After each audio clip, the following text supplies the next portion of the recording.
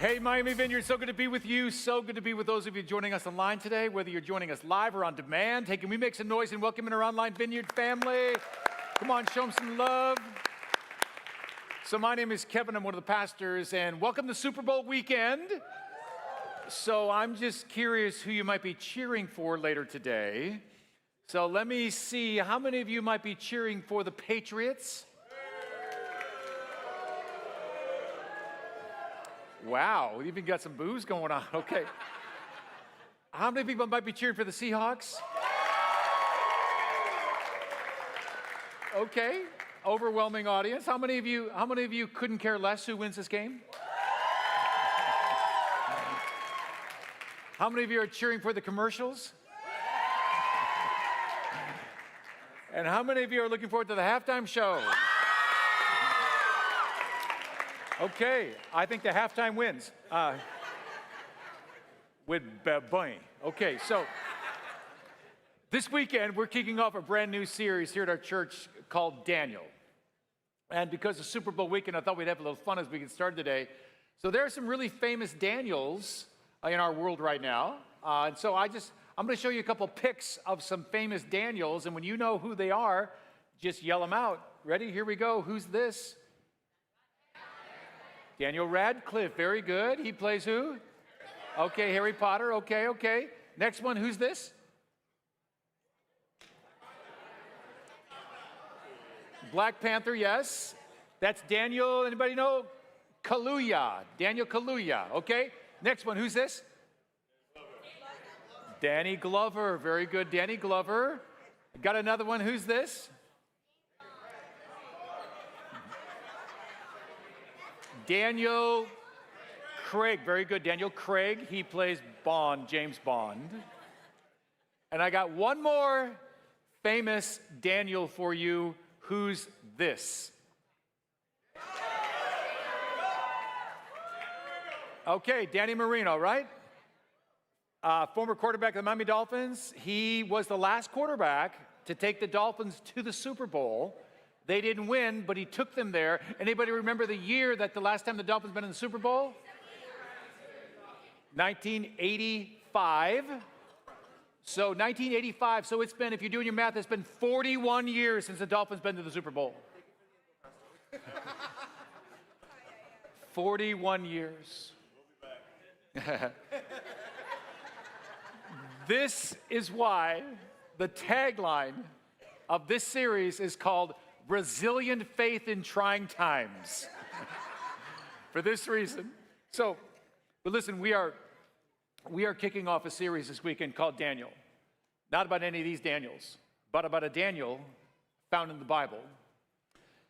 This is an amazing story of this guy Daniel. There's been a whole book in the Bible dedicated to Daniel. And so Daniel's an amazing story, an amazing journey of this guy Daniel. In fact, so much so that we are going to spend the next 7 weeks talking about Daniel and the story of his life. And you are going to be amazed at how his life from thousands of years ago intersects with our life today in Miami. You're going to be amazed. And so we're going to be unpacking this and just walking away through this book of Daniel for the next 7 weeks together. And as I said, so many parallels. And I want to encourage you right now, you got to make plans to be here for all 7 weeks of this.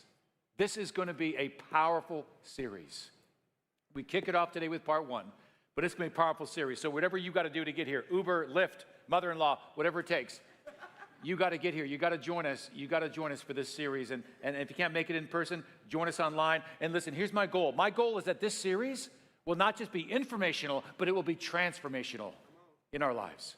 So let me give you a little backstory here of Daniel, the guy we're looking at. So help us out with this guy. Put him in context. Daniel lived about 600 years before Jesus, so about 2,600 years ago in the city of Jerusalem. But at the age of 15, just 15, his country experiences war, and he's captured by the Babylonians.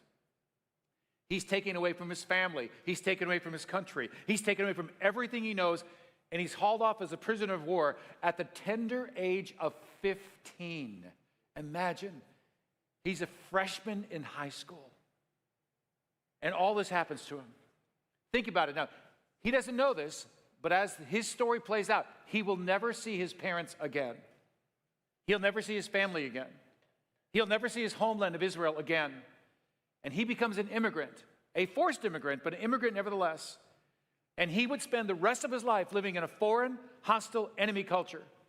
But by the end of his life, this guy Daniel, and he's going to be in his 80s by this time, but this guy Daniel becomes the second most powerful person in the entire known empire at that time. How does it happen? And how does he keep his faith when everything is working against him? When this culture that he becomes part of is just contrary and couldn't be more opposite of the Christian faith that he carries. How does he maintain his faith? So for the next 7 weeks, we're going to study his life in detail. And as I mentioned, the similarities between the culture in that time, the history in that time, compared to our life in Miami in 2026 is uncanny. We're going to be looking at this together as we unpack this. So today what I want to do is kind of give us an introduction into this series, kind of set it up, kind of walk our way through the first couple of verses. So I'd love for you to locate some message notes to help us walk our way through this today. Message notes are virtual. You find them in our Miami Vineyard app. So if you don't have our app downloaded yet, simply go to your app store, search Miami Vineyard, or in the room today, you can scan this QR code in the seat back in front of you, or just take your phone and tap that tap plate. It'll give you an option to download the app. It's a free download, simple download. Once you get the app downloaded, tap on This Weekend, then Message Notes. It'll help you track with me. Or if you want to get a hard copy of these, you can find these in the back tables. Just a way to track with me some verses from the Bible. So I just want to get started today. I just want to talk about the first couple of verses from Daniel chapter 1. So here is Daniel chapter 1. Verse 1 reads this way: during the 3rd year of King Jehoiakim's reign in Judah. So to put this in context, what that means, they're saying that's 605 BC.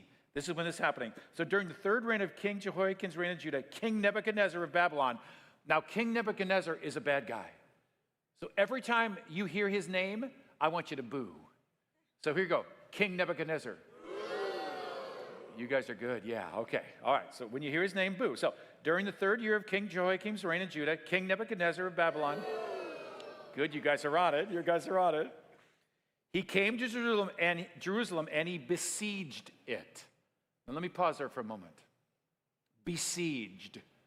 What does that word mean? Besieged. It means you're surrounded. You're just overwhelmed. In his case, extremely overwhelmed. But our lives, you can be surrounded and overwhelmed as well. Maybe you feel like all the bills are coming due at the same time. Or you get sick, your spouse gets sick, and the kids all get sick at the same time. You're driving in traffic, and you're already late, and all the expressway goes down to one lane. Or maybe you're in school, and your teacher, your professor, they push back a couple of tests, and now they all fall the same day at the same day, all your tests. Or maybe you walk into your kitchen at night, and there's not one cockroach. There's an army of cockroaches. They're having a pachanga in your kitchen. You feel besieged. Or maybe it's much more than that. Maybe today you feel besieged by health issues. Or maybe besieged by relational issues, or maybe besieged by financial issues, or maybe besieged by emotional issues. Listen, this is the way Daniel's feeling. He's just, this enemy army has come upon his nation and besieged it. Let's pick up more of the story. Next verse says, then King Nebuchadnezzar. Only half of you were on that one. Okay. Then King Nebuchadnezzar. Yeah, bad guy. Ordered his chief of staff to bring to the palace. So Daniel and his friends and other people were already captured, taken away as prisoners of war. They're already now in this foreign country of Babylon. So King Nebuchadnezzar, you're getting it, ordered his chief of staff to bring to the palace some of the young men of Judah's royal family and other noble families who had been brought to Babylon as captives. He told them, select only the best-looking, strongest, and smartest young men and bring them to the palace. Now look what he says there. Select only the best-looking, strongest, and smartest young men. In other words, find guys like Pastor Kevin, and I'm just playing, but think about this for a minute. Think about this for a minute. Look at the words that are used 2,600 years ago. Select only what? The best looking, strongest, and smartest people. Think about it. This is almost 3,000 years ago, and nothing has changed. Still, in our culture today, these three things are the three things that are valued: strong, smart, and sexy. Think about it. If you're strong, if you're smart, if you're sexy, you get a big advantage in this culture that we find ourselves in. Strong, smart, and sexy. And if you're not strong, smart, and sexy, sucks to be you. But it is, think about it. We're going back to another nation, another country, not a Christian country, 3,000 years ago, and we still find these three things still valued today. But Daniel must have had those things because he was chosen. So they choose these Jewish young men, most of them teenagers, and they put them through 3 years of a cultural indoctrination program. Let's read the rest of this opening verses. Make sure, King Nebuchadnezzar said this. You guys are good. I love it. So he said, make sure they are well-versed in every branch of learning, are gifted with knowledge and good judgment, and are suited to serve in the royal palace. Train these young men in the language and literature of Babylon. The king assigned them a daily ration of food and wine from his own kitchens. They were to be trained for 3 years. Then they would enter the royal service. So Daniel, Hananiah, Mishael, and Azariah were 4 of the young men chosen, all from the tribe of Judah. The chief of staff renamed them with these Babylonian names. Daniel was called Belshazzar. Hananiah was called Shadrach. Mishael was called Meshach. Azariah was called Abednego. Now, these names have significance and meaning, and we're going to be talking about the names in a future episode. But for right now, I just want you to see this, that they picked 4 of these young men, and for 3 years, they indoctrinated them. Day and night, they're trying to reprogram them. That God you believed in, not a thing. This is your God. All that stuff you believed in, the way you were raised, the way your family taught you, all those things you thought you believed are all gone. Now you're going to believe this. They're basically trying to whitewash their culture.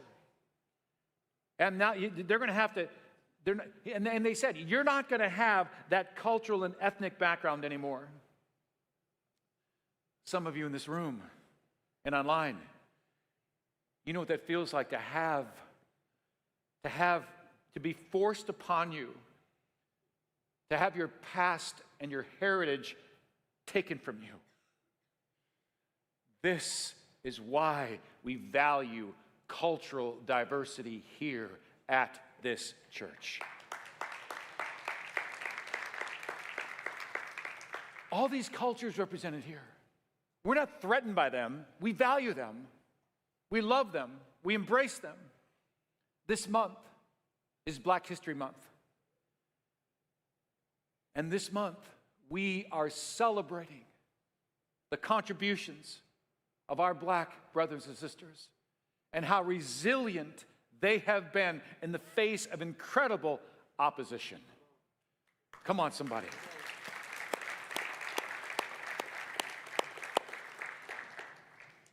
So back to Daniel. Let me ask you a question. If you're a 15-year-old kid, I mean, think about your life when you were a freshman in high school. Some of you going, I'd rather not. Okay. But think about, you're 15, you're a freshman. You're hauled off, you're captured, you're hauled off as a prisoner of war. Everything you thought you knew, they're trying to dismantle and reprogram you. You're ripped away from your parents. You're ripped away from your country. You're ripped away from your city. And now they're spending 3 years trying to reshape you with everything. How does someone who's 15 years old keep the faith? And how does this 15-year-old young man become an incredible man of God? Question. How did this 15-year-old have such a strong faith? I'll tell you how. You know how? He went to kids' church and youth group growing up. That's how. Parents, can I talk to you for just a moment? Parents, I want to strongly encourage you. Listen, if you've got kids, strongly encourage you to put your kids in kids' church, because we've got kids' church from nursery through grade 5, then we've got youth that happens after that. And listen, it's not just childcare. We're training, we're teaching these kids about Jesus and about God and about Adam and about Eve and about Moses and Daniel and all the rest. And they're learning. So parents, we want to come alongside you and help you teach faith to your kids. So I want to invite you, strongly encourage you, check your kids in the kids' church. It's so much more than childcare. And then on the weekends as well, not only do we have kids' church, we have middle school youth, those 6th through 8th graders. They're meeting in another part of the building, learning on their level. High school are with us here in this space. And then middle school and high school meet together on Wednesday night. Because parents, let me encourage you, take advantage of this, because our world needs more Daniels and Danielas. Our world needs more. Our world needs more. And to all of our high school and young adults in this area over here, we need you. We need you.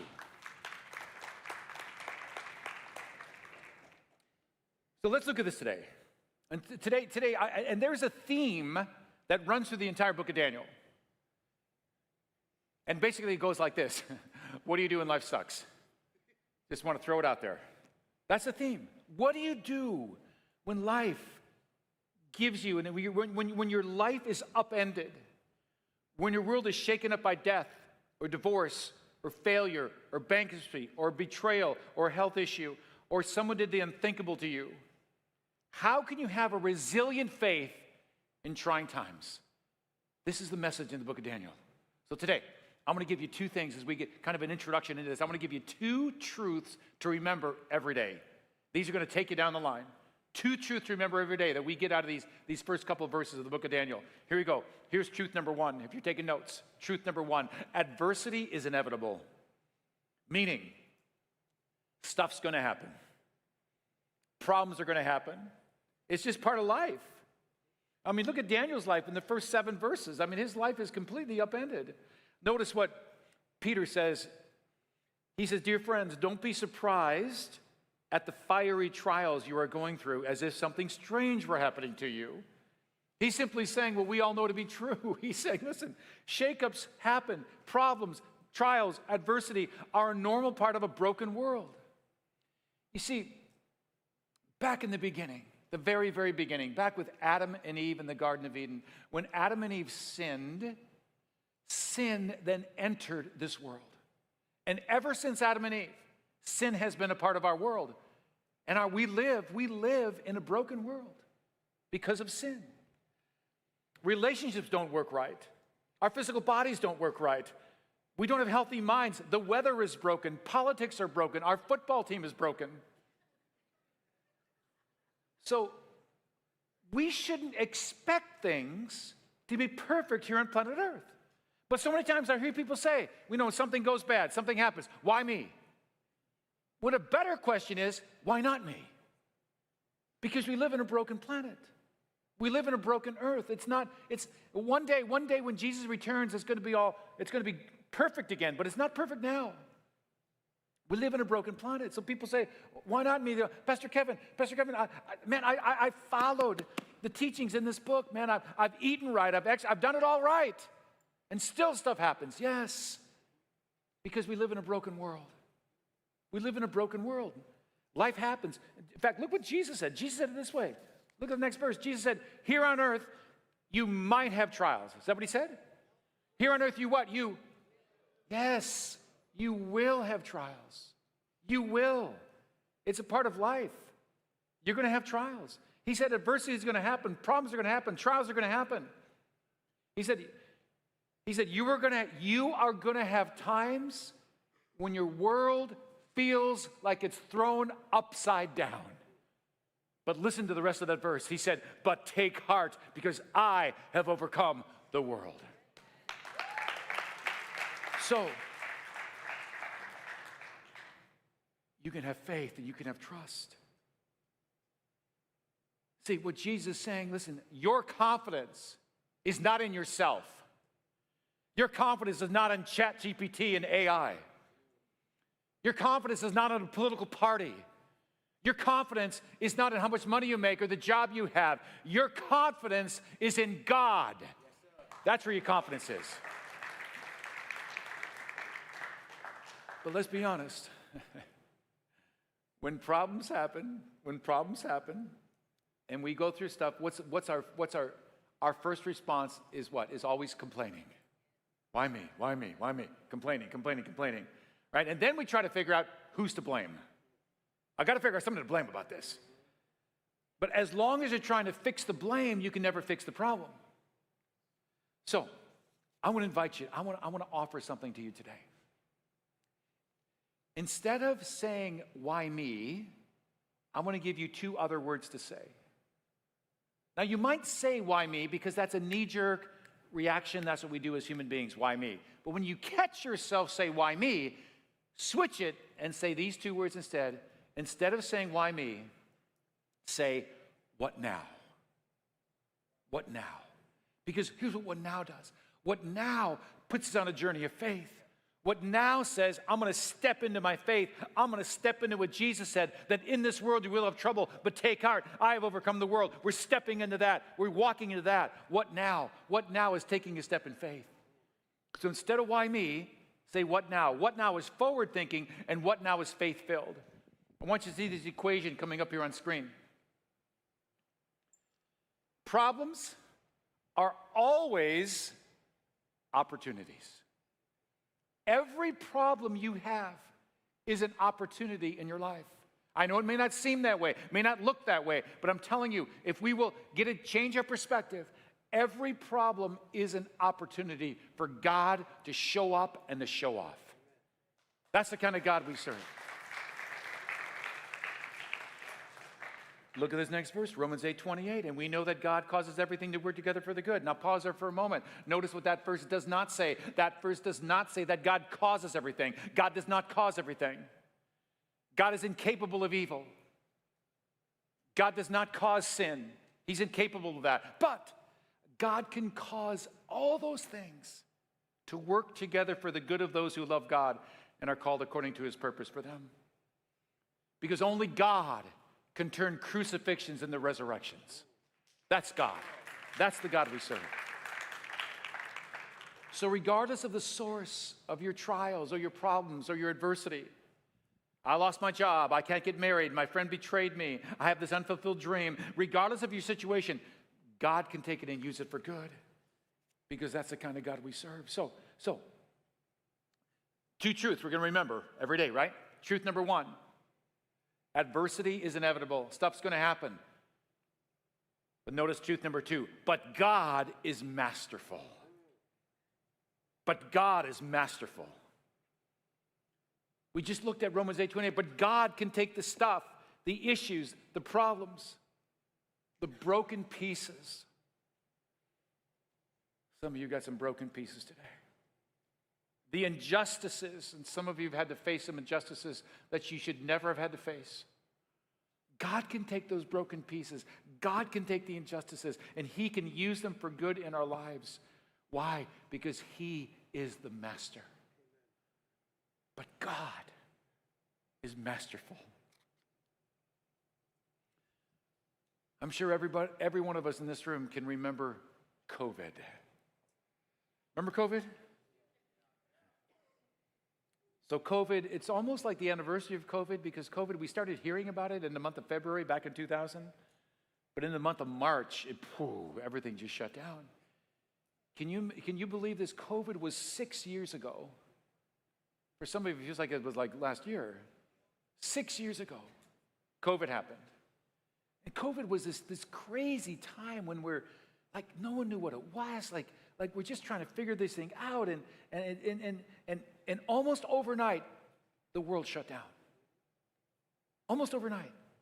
You couldn't go out. You couldn't be in public. You had to just stay with your family. You couldn't see your relatives. I mean, you couldn't go to work. You couldn't go to school.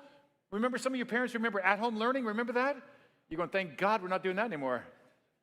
I mean, all this crazy stuff. And then, our church, out of an abundance of caution, We pivoted and went to fully online services. We didn't have in-person services for 222 days.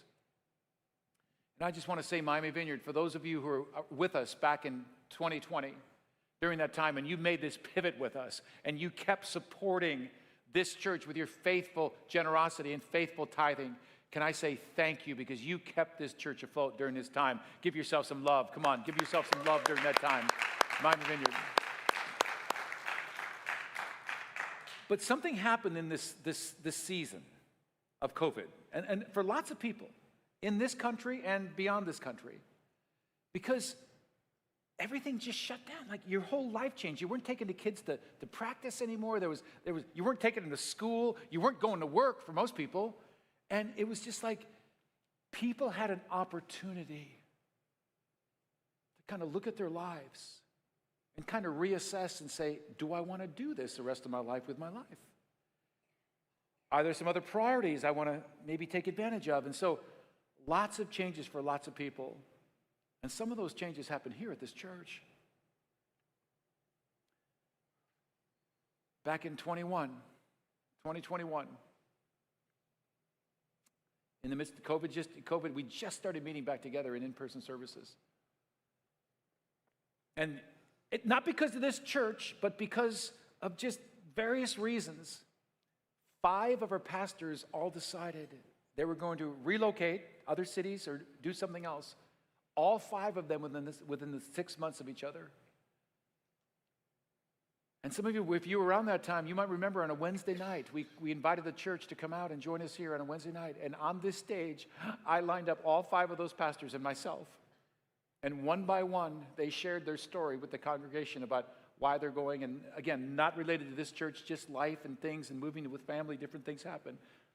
But all 5 left within 6 months. And several others left for other things prior to them. So in a matter of little over a year, we lost all of our pastors here at our church except my wife and I. And this came from me. This came on the heels of my mom passing in 2020. One of my best friends having a heart attack and suddenly passing a year after that. And so I felt like I was being besieged by loss. And if you've ever experienced loss in your life on any level, and especially if more than one loss happens to you, you just feel besieged. You feel overwhelmed with loss. And these pastors that left, see, at our church, pastors it's not just like a coworker or a job. Pastors, to me and to this church, they become like family. And I've known some of them for over 15 years. And so when they stepped off and they went and did something else, it was a massive loss for me. And listen, there were times, not on this stage, but there were lots of days at my house where I sat in a chair and just cried. You can ask my wife. I just sat in a chair and cried. I was overwhelmed. I was besieged by loss. And I'm asking myself, what are we going to do? What are we going to do as a church? How are we going to find people to replace all the ones we lost? But I remembered, in that season, I remembered these 2 truths I'm teaching you today. I remembered that this stuff happens, adversity is inevitable, but God is masterful. But God is masterful. And I remember this, and I'm reminding myself of this. I'm reminding myself that all hell could be breaking loose, but God is still on the throne, but God is still in charge, but God still has my best interests at heart, but God is still building this church, but God. All hell could be breaking loose, but God is still on the throne. Look at this verse from Psalm 73. It says, my health may fail and my spirit may grow weak, but God remains the strength of my heart. He is mine forever. But God. And I look back on that situation now, and do we miss the pastors who've left? Absolutely we do.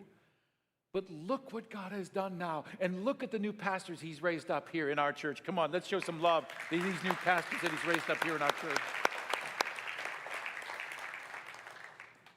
And can I just say, to you in this room today, and those of you joining me online right now.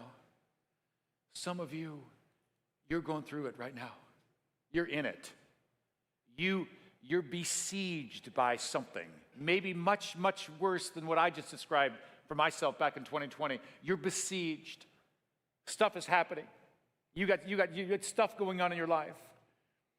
And can I remind you, can I encourage you with these truth today, that problems are inevitable, but God is masterful. That God sees you. He loves you. He has a purpose for your life. And I want to invite you today to lean into this God. To lean into this God. No matter what you may be happening in your life, to lean into this God today. Would you pray with me? Would you pray with me? Would you take a moment just to bow your heads and pray with me today? Maybe if you're joining online, if you can join us right now.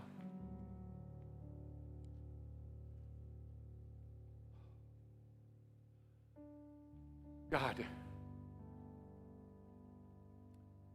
thank you for the example of Daniel, this freshman in high school who's going to be growing and getting older, and we're going to be looking at, God, his story and his journey and the lessons he can teach us today. Thank you for the example of Daniel, that this man stood for his faith and stood on the promises and stood on his trust in you in the midst of crazy, crazy, crazy times. Today, God, we've got stuff happening in our lives, crazy stuff, stuff we didn't want, stuff we didn't ask for, stuff we didn't pray for, but stuff happens on this planet. Some of you, whatever it is that you got going on right now, can I just invite you, encourage you to lean into God, to lean into God. He sees you. He's got you. Someone in this place today, you've suffered a serious injustice, maybe more than one. I want you to know that God sees you. God is fighting for you. And God is fighting with you. And God is surrounding you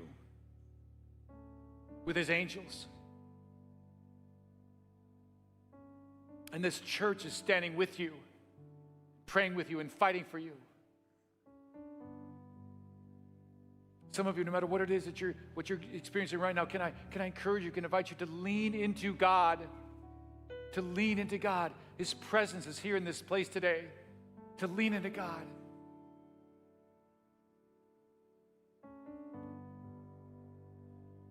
And can I encourage you, can I invite you, for anyone in this place or anyone online right now, if there's never been a moment in time in your life where you have just not leaned into God with a problem or situation, but you've leaned into God with your life, can I invite you right here, right now, today, to say yes to God, to give your entire life to God who loves you and cares for you. So I'm going to say a prayer out loud. You don't have to pray it out loud. You just pray it inside. As I pray it out loud, you pray it inside, but just pray this prayer inside. Just follow me inside. Say, God, today, I'm leaning into you. God, today, I believe that you love me. I believe you've got a plan and a purpose for me. God, today, I open my life, my heart, my mind, my soul. God, today, I say yes to you. I say yes to you. I say yes to you. And God, I thank you for what you're doing in our hearts and our lives today. And I pray all these things today in Jesus' name. Amen.